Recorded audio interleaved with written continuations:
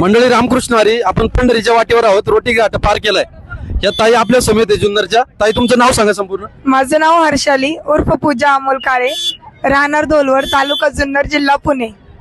ताईंनी जवळजवळ परवा दिवशी एका दिवसामध्ये जागतिक विक्रम केला. 340 रांगोळ्या साकारल्यात. हे पाहू शकता. भव्य आणि दिव्य स्वरूपाच्या रांगोळ्या जवळजवळ पुण्यापासून ना नाही, लोणी काळभोरती. लोणी काळवड पासून तर यवत पर्यंत जो मुक्काम होता परवा दिवशी, त्या ठिकाणी एका दिवसामध्ये 340 रांगोळ्या साकारण्याचं काम केलं. पाहू शकता. टाळ्या वाजवा एकदा ताईंसाठी.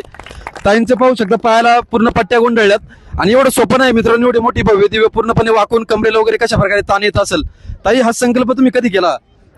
संकल्प म्हणजे 340 तुकाराम महाराजांचा हा पालखी सोहळा आहे आणि हे ठरवलं होतं की मला याचं म्हणजे मला रांगोळ्या काढायचे 340, पण ते वर्ल्ड रेकॉर्ड पर्यंत जाईन हे मला माहिती नव्हतं. ते माझ्यासाठी झाल्यानंतर सरप्राईज मला मिळालं की हा वर्ल्ड रेकॉर्ड होता म्हणून. नक्कीच ताई शिवजन्मभूमी जुन्नर मधील आहेत आणि त्यांचं मोठं म्हणजे तुम्ही असे मोठे मोठे कार्यक्रम वगैरे हे करता, रांगोळ्या काढण्याचे वगैरे. आतापर्यंत आता ही किती रांगोळी? आता ही देव पासून साधारण 700 ते 800च्या आसपासच्या रांगोळ्या असू शकतात. त्या 340 सोडून.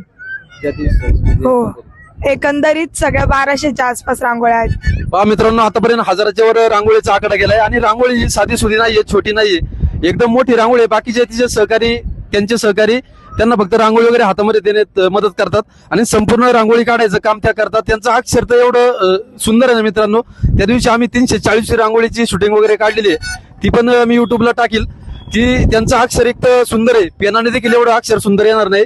रांगोळीच्या माध्यमातून ते अतिशय स्वच्छ अक्षरामध्ये नावं लिहितात. नक्कीच ताई, तुम्हाला पुढील कार्यासाठी खूप खूप शुभेच्छा. पांडुरंगाच्या, माऊलींच्या, तुकारामांच्या आशीर्वादाने तुम्हाला उदंड आयुष्य लाभो आणि अशाच प्रकारचे सामाजिक कार्य तुमच्या माध्यमातून महाराष्ट्रभर, भारतभर पोहोचो. धन्यवाद. रामकृष्ण हरी. रामकृष्ण हरी.